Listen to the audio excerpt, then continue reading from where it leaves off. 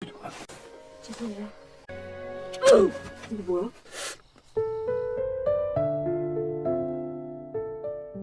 Gimana rasanya kehilangan orang yang paling kamu sayang? Tapi setiap kali hujan turun, kamu percaya dia akan datang menemui kamu. Itulah yang dipercaya Jiho, seorang anak kecil yang membawa komik pemberian ibunya. Komik itu menceritakan tentang ibu penguin yang meninggal, tapi selalu kembali saat musim hujan. Dan sejak saat itu, Jiho selalu menunggu hujan karena baginya hujan adalah janji bahwa ibunya akan pulang. 1 tahun kemudian, ayahnya yang bernama Woo-jin hidup bersama anaknya tanpa pasangan kekasih. Setiap jam 3 pagi, dia mengayuh sepeda untuk pergi kerja. Pekerjaannya sangat sederhana. Dia bekerja sebagai tukang pel di perusahaan kolam renang.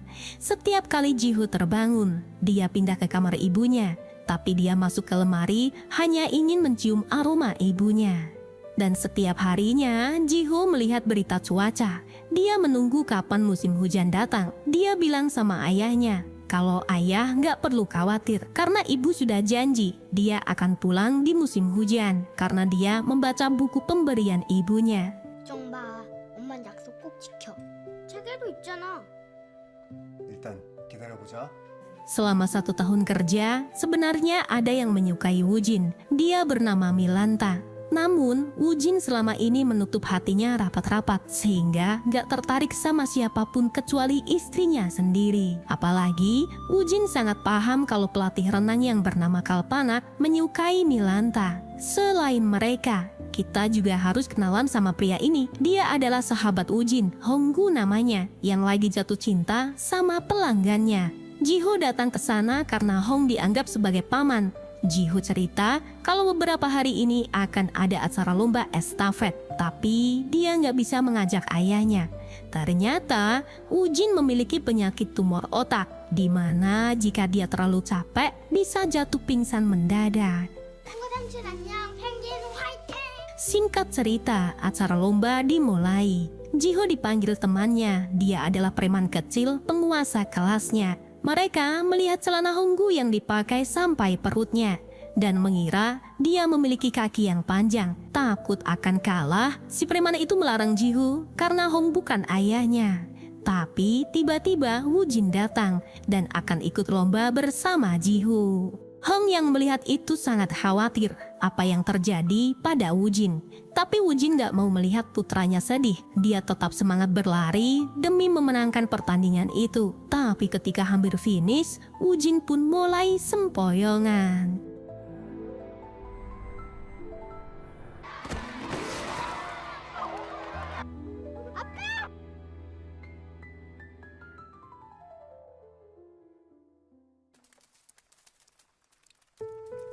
Di rumah sederhana ini, mereka hidup berdua. Dan selama ini, Woo-jin selalu melihat video kenangan istrinya. Sampai akhirnya, Jiho melihat keluar jendela kalau hujan mulai turun. Dia berlari dan mengajak ayahnya untuk menyambut ibunya. Dia berlari mengikuti rel kereta ke sebuah stasiun terbengkalai. 엄마 어딨지? 아직 안 왔나? 싫어. 안 가. 오늘 엄마는 꼭 온다 그랬어. Belum juga menemukan ibunya, Jiho pun gak mau pulang karena dia tetap akan menunggu ibunya datang. Karena dia percaya kalau ibunya akan datang bersama air hujan. Woo-jin yang takut anaknya masuk angin, dia pun terpaksa membawanya pulang. Tapi ketika sampai terowongan kereta, Woo-jin berhenti karena melihat sesuatu. Dia perlahan mendekati sosok itu. Ketika hampir dekat, Jiho bertanya apakah itu ibu. Sementara Woo-jin tiba-tiba jantungnya berdebar, mengira itu adalah hantu. Tapi Jiho bodoh amat. Dia berlari tanpa ada rasa takut sedikit pun.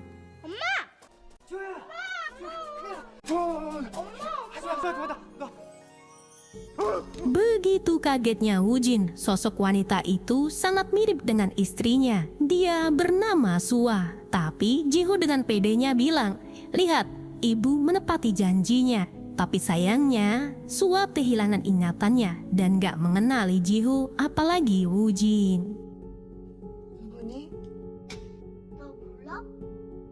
나야 지호. Ketika sampai rumah, Jiho langsung menunjukkan foto pada ibunya. Sementara Wujin masih kebingungan tapi sebenarnya dia sangat bahagia. Dia pun memutuskan untuk bersikap biasa agar istrinya yang hilang ingatan gak pergi dari rumah itu. Wujin meminta Jiho untuk menjaga rahasia dan jangan sampai ada orang lain yang tahu agar ibu tetap tinggal di rumah dan kembali dengan ingatannya. 그러니까 우리 세 식구 쭉 같이 산 걸로 하자고.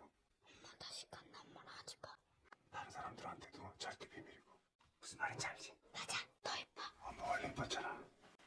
저기요. 여기서 계속 살았어요?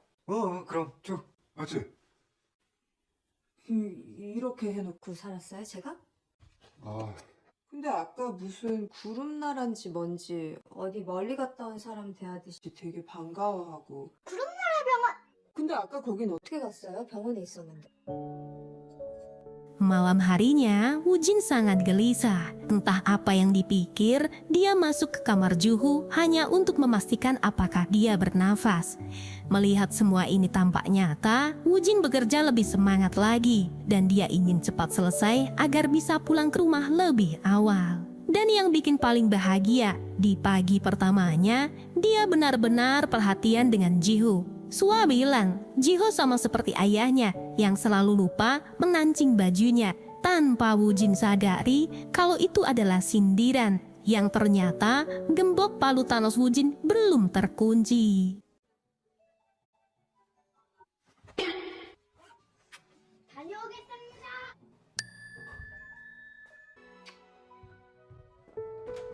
Ketika mereka berangkat, Sua menemukan sebuah cincin pernikahan. Dia memakainya dan sangat pas dengan jarinya. Sementara Jiho pergi bolos sekolah karena masih kangen banget sama ibunya. 왜 벌써 왔어? 오늘 선생님이 결석했어. 이겼다. 이번엔 봐준 거야. 응. 지. 7, 78, 79.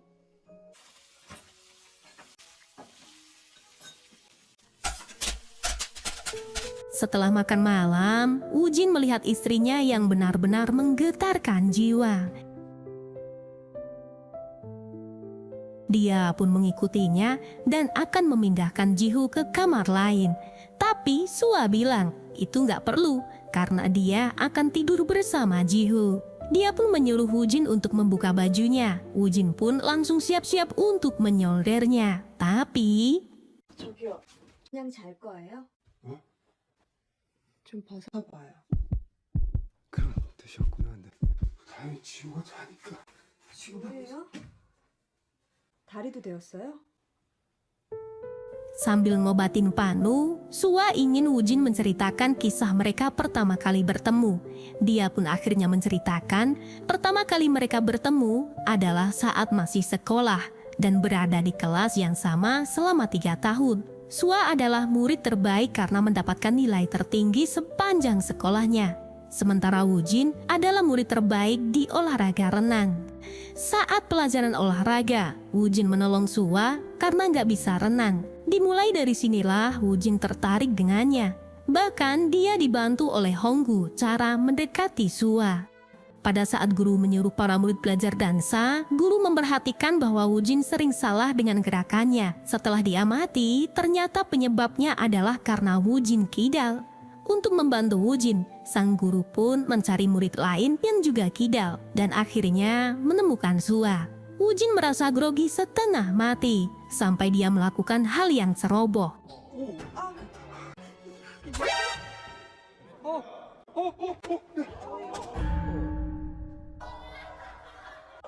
그날을 끝으로 난 3년 동안 말 한마디 제대로 못 걸어보고 졸업식 날이 돼버렸어.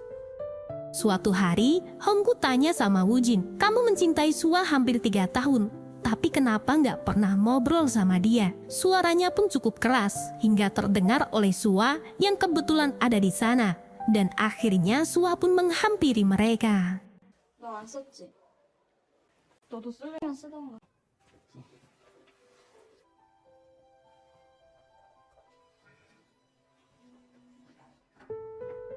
학교생으로 가까운 지방대에 가. Setelah menulis, Sua nggak sadar kalau pena Wujin dia bawa. Wujin pun melanjutkan ceritanya.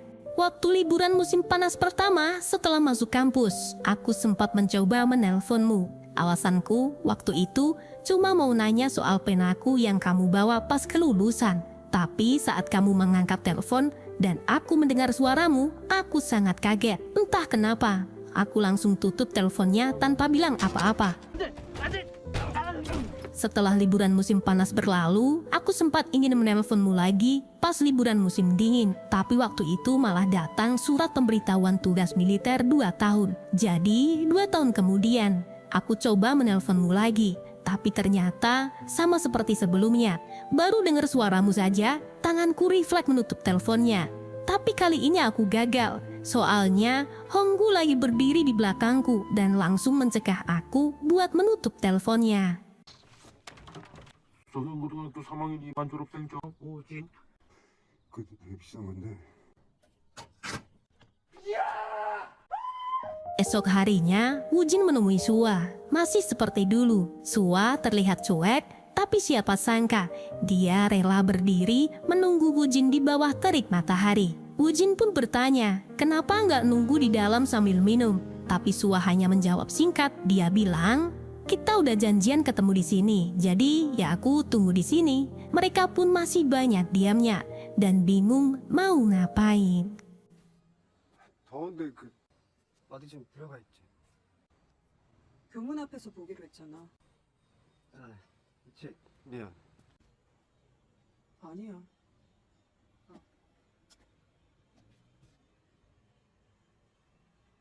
더운데. 잘 가. 안녕. 야, 용수야. 안 말라? 말라. Lucunya lagi, ketika mereka makan, Wujin melihat pelayan restoran memakai botai. Dia pun langsung minder karena dia juga memakainya. Ini adalah pertama kalinya Wujin makan bersama wanita yang dia cinta selama bertahun-tahun. Selesai makan, mereka berdua masih bertingkah lucu sambil menunggu bus. Ketika bus datang, Sua justru berdiri diam, seolah menunggu sesuatu. Sampai bus berikutnya datang, dia tetap masih membiarkannya lewat, hingga akhirnya datang bus terakhir di malam itu. 네 버스 온다. 너 가는 거 보고 갈게. 사람 너무 많은데 다음 거 타야겠다.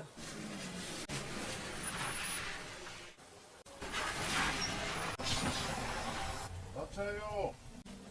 이제 갈게. 저기 봐. 진짜 빠르다.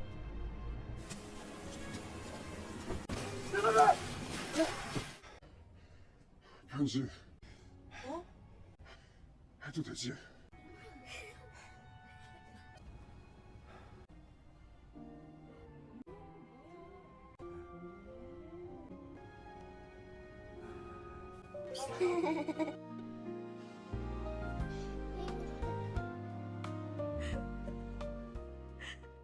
Saat kerja, Wujin melihat berita kalau musim hujan akan berlangsung lebih lama. Dia pun tersenyum membuat Milanta penasaran. Sementara Sua di rumah melihat kabin kecil di depannya. Dia penasaran tapi pintunya terkunci. Dan dia teringat ketika menemukan cincin. Di dalam dompet itu juga ada kuncinya.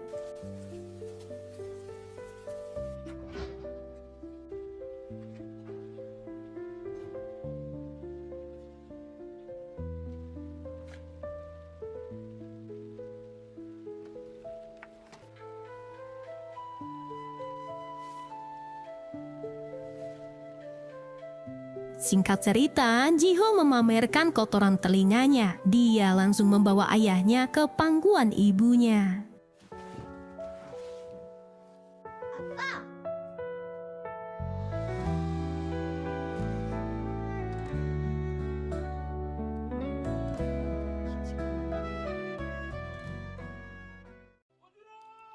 Tiba-tiba Wujin terbangun mendengar teriakan. Ternyata itu adalah Honggu yang datang ke sana sambil memakai kostum penguin. Wujin pun panik karena dia merahasiakan keberadaan istrinya. 나가서 내가 말했지. 아 소름. Begitu kagetnya Honggu, dia melihat sosok Sua dan mengira itu adalah hantu. Tentunya ini membuat Sua bingung, tapi untungnya Uji meyakinkannya kalau Honggu sedang mabuk. Mendengar itu, Sua justru menyuruh Wujin untuk melanjutkan ceritanya. Wujin pun melanjutkan ceritanya. Pada saat itu, mereka sempat pergi nonton film di bioskop. Wujin mencoba meraih tangan Sua, tapi bukannya tangan, yang dia sentuh justru kaki orang lain. 바뀌었는데.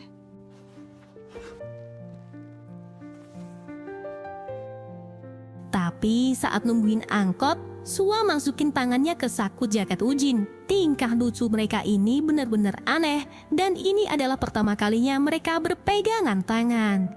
Cerita ini membuat ingatan Sua kembali secara perlahan.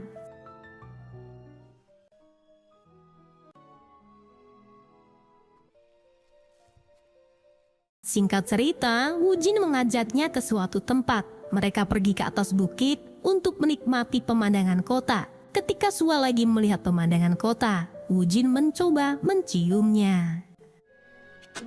이게 뭐야? 아.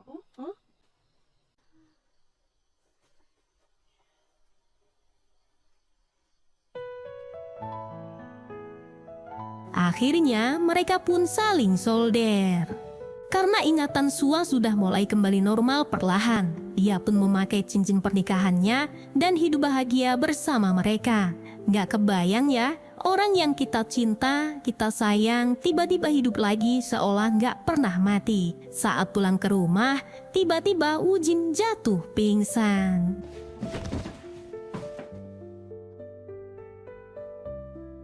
Sua bertanya apa yang sebenarnya terjadi. Kemudian Wujin pun menceritakan tentang sakitnya. Jadi saat itu ketika mereka masih pacaran, Wujin semakin semangat setelah mendapatkan hadiah dari Sua. Dia olahraga, berenang tanpa memikirkan istirahatnya. Tiba-tiba dia tak sadarkan diri saat berenang. Mulai dari situlah dokter menyatakan bahwa Wujin mengalami gangguan karena tumor di otaknya.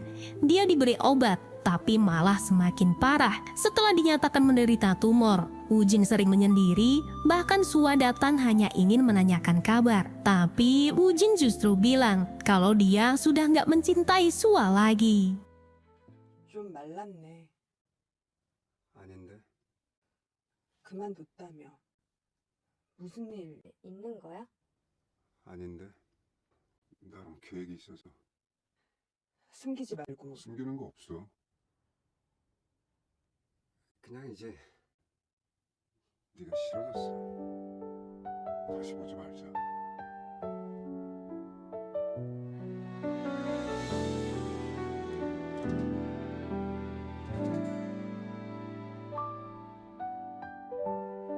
Satu tahun kemudian, Wujin masih belum bisa melupakan Sua. Jadi dia jalan-jalan ke kota berharap bisa bertemu Sua lagi. Tapi ketika itu, Wujin melihat Sua pergi dengan pria lain. Dia sangat patah hati. Wanita yang selama ini dia cinta begitu mudah melupakannya. Sedangkan Wujin selama 1 tahun mencoba tapi tetap sulit melupakan dia. Halo guys, aku nemu aplikasi obrolan. Beberapa bulan kemudian, Wujin menerima telepon dari Sua. Dia pun pergi ke stasiun untuk menunggunya datang. 여보세요? 계속 고민. 했어. 널 다시 만나는 게 맞는 건지. 머리에선 빨리 돌아가라고 소리치고 있었지만 몸은 절대 움직이려 하지 않았어.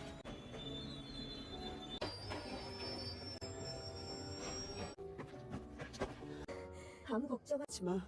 우린 잘할 거야. 그렇게 정해져 있어.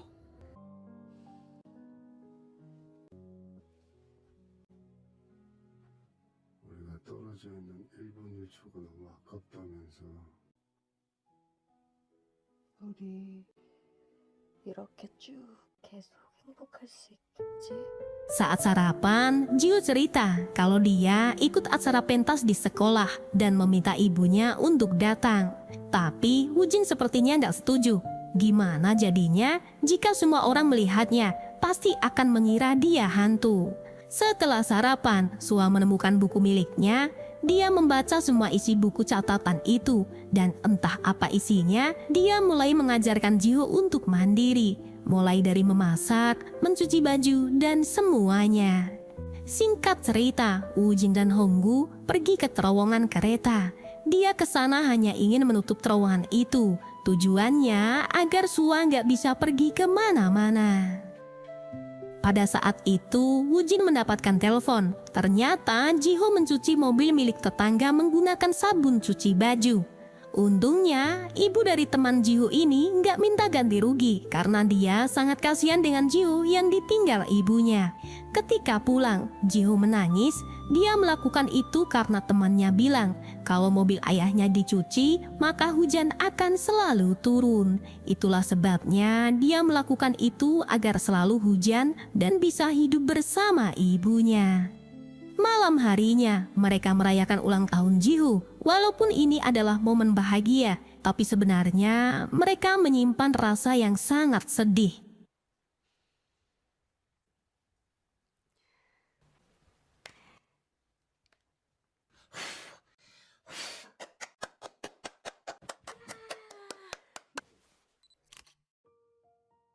Singkat cerita, pentas sekolah pun dimulai. Di sana, Jiho merasa sedih karena nggak melihat ibu dan ayahnya, yang ternyata Sua lagi menunggu Woo-jin. Sementara Woo-jin sedang berada di tempat kerja. Di sekolah, semua murid mulai bernyanyi, tapi Jiho terlihat sangat nggak bersemangat. Selesai nyanyi, semua murid berpidato tentang impiannya. Tapi ketika giliran Jiho,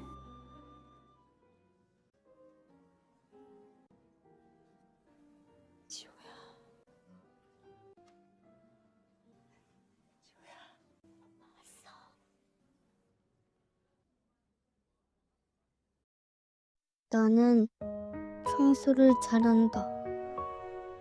빨래도 잘한다. 안다. 나는 머리 감는 것도 잘한다. 나는 요리도 잘한다. 계란 후라이는 약한 불에 계란을 탁 쳐서 우리 아빠를 꼭 지켜줄 거다. 엄마랑 그렇게 약속했다.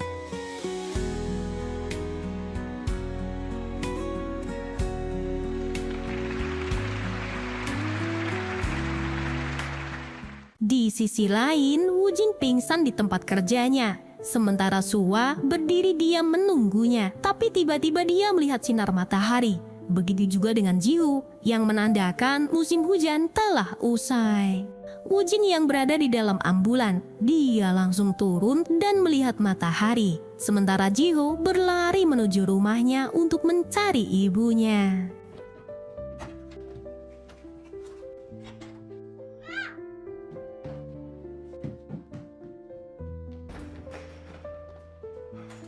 Sementara Sua melihat ada banyak tumpukan kayu yang tadinya untuk menutupi jalan terowongan. Melihat itu, dia pun sadar bahwa selama musim hujan, Woo-jin melakukan ini agar dia tidak bisa pergi. Tapi gimana lagi, mengingat ini hanya kesempatan hidup sementara, dan dia harus kembali. Akhirnya, Jiho menemukan ibunya. Dia mengejarnya dan memeluknya, berharap ibunya jangan pergi meninggalkan mereka. Sementara Woo-jin mengayuh sepedanya, tapi sayang dia terjatuh karena hampir ketabrak truk. Dia pun berlari tanpa berpikir apa jadinya jika dia kelelahan. Di terowongan, Jiho meminta maaf pada ibunya. Dia bilang kalau ibu mati karena Jiho. Dia sangat menyesal dilahirkan. Kalau saja dia nggak lahir, ibu pasti akan hidup sampai tua. Sayangnya, Woo-jin datang saat-saat terakhir, dan Sua pun perlahan menghilang.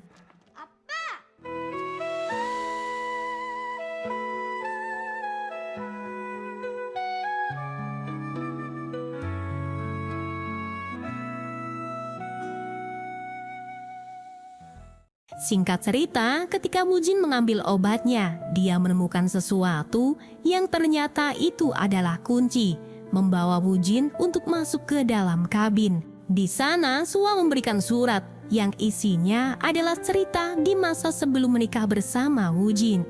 Jadi saat itu, tepat tanggal 2 Maret tahun 90, hal yang tak terpikirkan terjadi ketika Sua berangkat sekolah. Dia berpapasan dengan sosok pria. Ketika dia melirik, dia sangat terkesan melihat wajah tampannya, yang ternyata itu adalah Woo-jin. Sua sebenarnya sangat senang karena duduk tepat di sebelahnya. Bahkan, ketika Sua meminta Woo-jin menulis di buku kenangan, dia langsung lari hanya ingin melihat apa yang ditulisnya. Sua pun sadar kalau pena itu harus dikembalikan. Bahkan dia juga ingin menghubungi Woo-jin, tapi dia malu. Sampai usianya menginjak 25 tahun, dia akhirnya menerima telepon. Ketika dia mendengar suara Woo-jin, dia sangat-sangat bahagia. Bahkan ketika mengembalikan pena, sebenarnya Sua tersenyum ketika Woo-jin memanggilnya. 야, 우수아, 안 말라?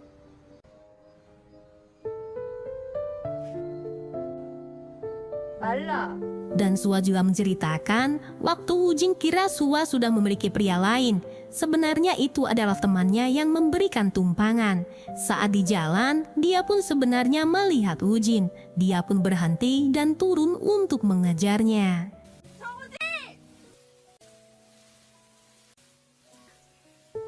Melihat itu, Sua pun sangat senang bahwa kedatangan Woo-jin hanya ingin menemuinya lagi. Dia mengejarnya, tapi takdir berkata lain.